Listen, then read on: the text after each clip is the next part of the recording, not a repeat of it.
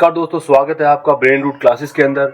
दोस्तों आज हम डिस्कस करेंगे हमारी अर्थ और सोलर सिस्टम के ओरिजिन के बारे में। ये कैसे बने, बहुत सारी डिफरेंट थ्योरीज हैं, उन सबको हम वन बाय वन डिस्कस करेंगे। दोस्तों ये एक ऐसी मिस्ट्री है जिसे सोल्व करने के लिए सदियों से फिलोसोफर, रिलीजियस स्कॉलर और साइंटिस्ट ने अपने अपने आइडियाज दिए हैं।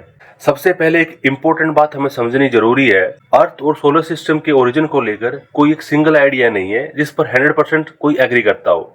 साइंटिस्ट ने बहुत सारी थ्योरीज, कॉन्सेप्ट और आइडियाज दिए हैं और इन सभी पर आज भी डिबेट चलती है। लेकिन एक चीज है जो लगभग सभी साइंटिफिक थ्योरीज में कॉमन है और वो ये है, ये माना जाता है कि हमारा सोलर सिस्टम और उसके सभी प्लैनेट्स इंक्लूडिंग हमारी अर्थ, ये जो है एक ही कॉमन प्रोसेस से बने हैं। मतलब कि मरकरी से लेकर नेपच्यून तक सभी जो है एक ग्रैंड क्रिएशन स्टोरी का हिस्सा है। अब इस स्टोरी को एक्सप्लेन करने के लिए हिस्ट्री में दो तरह की मेजर स्कूल ऑफ थॉट्स हैं। एक है रिलीजियस कॉन्सेप्ट, एक है साइंटिफिक थ्योरीज।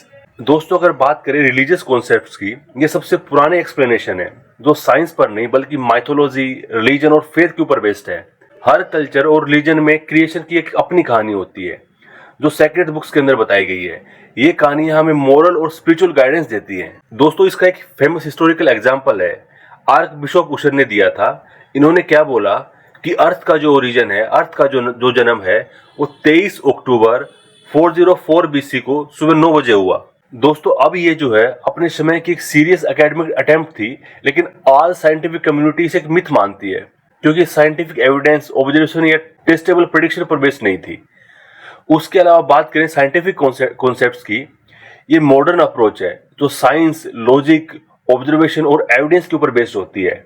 साइंटिस्ट मिथ पर नहीं बल्कि फिजिक्स, केमिस्ट्री, मैथमेटिक्स, इन सब के लॉज के ऊपर ट्रस्ट करते हैं। साइंटिफिक थ्योरी के अंदर हिस्टोरिकल रूप से दो मेजर कैंप्स हैं, एक हॉट ओरिजिन थ्योरी और एक कोल्ड ओरिजिन थ्योरी। दोस्तों साइंटिफिक थ्योरी के अंदर ये जो मेजर ग्रुप थे, हॉट ओरिजिन थ्योरी और कोल्ड ओरिजिन थ्योरी, इन दोनों कैंप्स का जो फंडामेंटल आइडिया था वो बिल्कुल एक दूसरे से ऑपोजिट था। अगर बात करें हॉट ओरिजिन थ्योरीज की, तो इस थ्योरीज को मानने वाले थे, उनका ये मानना था कि अर्थ और प्लैनेट्स का जन्म जो है एक हॉट इवेंट से हुआ है। कुछ साइंटिस्ट ये मानते थे कि सन के पास से गुजरते हुए एक दूसरे स्टार ने ग्रेविटी से सन का कुछ हॉट मटेरियल खींच लिया और उसी हॉट मटेरियल के टुकड़ों से जो प्लैनेट्स बने। इस थ्योरी के अंदर हम जो कांत और लैप्लास की थ्योरी है इनको डिस्कस करेंगे। अगर बात करूं कोल्ड ओरिजिन थ्योरीज की, इन थ्योरीज का जो आइडिया था वो बिल्कुल उल्टा था। इनका मानना था कि अर्थ का जन्म कोल्ड मैटर के स्लो एंड ग्रेजुअल अकोमोडेशन से हुआ है। दोस्तों जो कोल्ड ओरिजिन थ्योरी को मानने वाले थे, उनका मानना था कि सन के चारों तरफ गैस और डस्ट का एक जाइंट क्लाउड था। करोड़ों सालों में कोल्ड पार्टिकल्स ग्रेविटी की वजह से धीरे धीरे जुड़ते गए और जुड़ते जुड़ते जो प्लैनेट्स बने।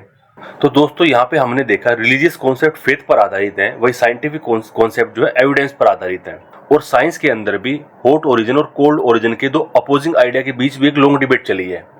तो अब सवाल ये उठता है कि आज मॉडर्न साइंस क्या मानती है, कौन सा कैंप जीता, हॉट ओरिजिन या कोल्ड ओरिजिन? आंसर है दोनों।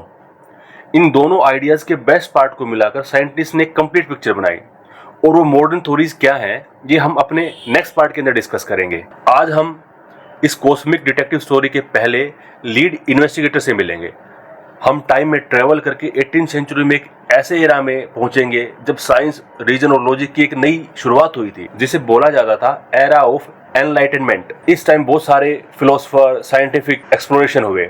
उस दौर के एक ब्रिलियंट जर्मन फिलोसोफर थे जिनका नाम था इमैनुअल कांत। उन्होंने एक ऐसा आइडिया दिया जिसने हमेशा के लिए यूनिवर्स को देखने का हमारा नजरिया बदल दिया। So let's explore the very first major scientific attempt to explain our origin, the gaseous hypothesis of Immanuel Kant. दोस्तों 1755 में इमैनुअल कांत ने किताब पब्लिश की और साइंस की दुनिया के अंदर तहलका मचा दिया। वो एक ऐसे फिलोसोफर थे जिन्होंने प्योर लॉजिक और रीजनिंग का इस्तेमाल करके एक बोल्ड क्लेम किया था। उनका फेमस कोट था, give me matter and I will build a world out of it. मतलब कि मुझे तुम एक सिर्फ पदार्थ दो, उससे मैं पूरी दुनिया बना सकता हूँ। यह साइंस के हिस्ट्री में एक टर्निंग पॉइंट था। पहली बार किसी ने डिवाइन क्रिएशन की थ्योरी जो है उसको चैलेंज किया था और उसके बजाय नेचुरल लॉज से सोलर सिस्टम बनने की बात कही थी। दोस्तों कांत की कहानी की शुरुआत होती है एक नेबुला से। लेकिन कांत का नेबुला कैसा था? कांत ने इमेजिन किया कि शुरुआत में स्पेस में गैस और डस्ट का एक नेबुला था। ये नेबुला बहुत बड़ा था, यानी बहुत विशाल, बहुत ह्यूज था। ये क्लाउड था। ये क्लाउड बहुत बर्फीला था, बहुत ठंडा था, काफी कोल्ड था। उसके अलावा ये मोशनलेस था, यानी पूरी तरह से स्थिर था। बिना किसी मूवमेंट के। उसके अलावा ये सॉलिड पार्टिकल से मिलकर बना था जो काफी सुपर फाइन थे, सुपर फाइन आटे जैसे। So a giant cold static cloud of dust, ये था कांत का स्टार्टिंग पॉइंट। दोस्तों अब देखते हैं कि कांत ने इस ठंडे मोशनलेस क्लाउड से एक पूरा सोलर सिस्टम कैसे बनाया। कांत ने कहा कि इस प्रोसेस को शुरू करने के लिए सिर्फ एक फोर्स की जरूरत है और वो फोर्स है ग्रेविटी। उन्होंने कहा कि नेबुला में मौजूद अनगिनत पार्टिकल्स ने न्यूटन्स लॉ ऑफ ग्रेविटेशन के अकॉर्डिंग एक दूसरे को अट्रैक्ट करना शुरू कर दिया। जो बड़े पार्टिकल्स थे उन्होंने छोटे पार्टिकल्स को अपनी तरफ खींचना शुरू कर दिया। जैसे ही पार्टिकल एक दूसरे की तरफ भागे वो आपस में टकराने लगे। इस कोलिजन ने दो चीजें पैदा की, पहला जो है रैंडम मोशन, उसके अलावा फ्रिक्शन एंड हीट। जो क्लाउड पहले मोशनलेस थे अब उसमें मूवमेंट स्टार्ट हो गया, पार्टिकल इधर उधर टकरा रहे थे जिससे पूरे क्लाउड में एक रैंडम मोशन शुरू हुआ। इस कांस्टेंट कोलिजन और रबिंग से फ्रिक्शन पैदा होता है और फ्रिक्शन ने हीट जनरेट की और धीरे धीरे जो क्लाउड ठंडा था वो गर्म होने लगा। हमने देखा कोलिजन की वजह से रैंडम मोशन और हीट जनरेट होती है। जैसे जैसे हीट बढ़ी सॉलिड पार्टिकल्स इवेपोरेट होकर गैस में बदलने लगे। कांत का कोल्ड सॉलिड नेबुला अब एक हॉट गैस के अंदर कन्वर्ट हो चुका था। अब आता है कांत की थ्योरी का सबसे क्रिटिकल और कंट्रोवर्शियल पार्ट। कांत ने ये अज्यूम किया कि जैसे जैसे नेबुला का टेम्परेचर बढ़ेगा और कोलिजन बढ़ेंगे, इसका ओवरऑल रोटेशन जो है वो भी बढ़ने लगेगा। मतलब ये पूरा क्लाउड एक बॉडी की तरह और तेज रफ्तार से स्पिन करना शुरू कर देगा। जैसे जैसे स्पिनिंग स्पीड बढ़ी सेंट्रीफ्यूगल फोर्स जो है वो भी बढ़ने लगा। इमेजिन कीजिए आप एक झूले में घूम रहे हो, अगर आप किनारे पर खड़े हो तो आपको एक बाहर की तरफ एक जोर पुश महसूस होगा।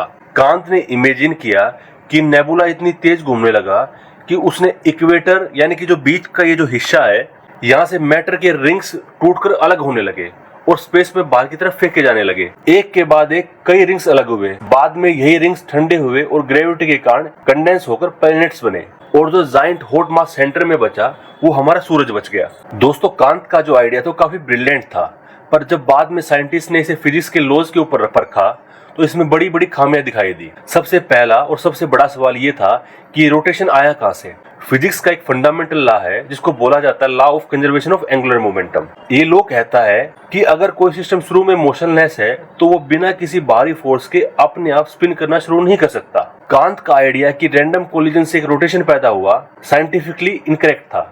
दोस्तों कांत ने कहा था कि नेबुला का साइज और टेम्परेचर बढ़ने पर उसकी जो स्पिनिंग स्पीड है वो भी बढ़ेगी, लेकिन जैसे जैसे कोई स्पिनिंग ऑब्जेक्ट सिकुड़ता है उसकी स्पीड बढ़ती है, न कि फैलने पर। कांत का ये assumption conservation of angular momentum का जो एक डायरेक्ट वोलेशन था। उसके अलावा और भी बहुत सारे क्वेश्चन जो है रेज हुए। कांत ने ये नहीं बताया कि जो नेबुला एग्जिस्ट करता था वो आया कहां से। उसके अलावा जो ग्रेविटी से हीट पैदा हुई इसका मैकेनिज्म भी जो साइंटिफिकली सॉलिड नहीं था। तो दोस्तों ये सब कुछ क्रिटिसिज्म थी जो कांत की हाइपोथेसिस थी उसके अंदर। दोस्तों हालांकि जो कांत की हाइपोथेसिस थी उसके अंदर काफी खामियां थी, लेकिन इसकी कुछ अच्छाइयां भी है। ये सोलर सिस्टम के ओरिजिन का पहला non religious purely scientific explanation था। उन्होंने नेचुरल लॉज खासकर ग्रेविटी को क्रिएशन का हीरो बनाया था और सबसे इम्पोर्टेंट उन्होंने नेबुला का जो आइडिया है वो इंट्रोड्यूस किया था, जो आज भी हमारी मॉडर्न ओरिजिन थ्योरीज का एक सेंट्रल पार्ट है। कांत एक ब्रिलियंट फर्स्ट ड्राफ्ट लिखने वाले पायनियर थे।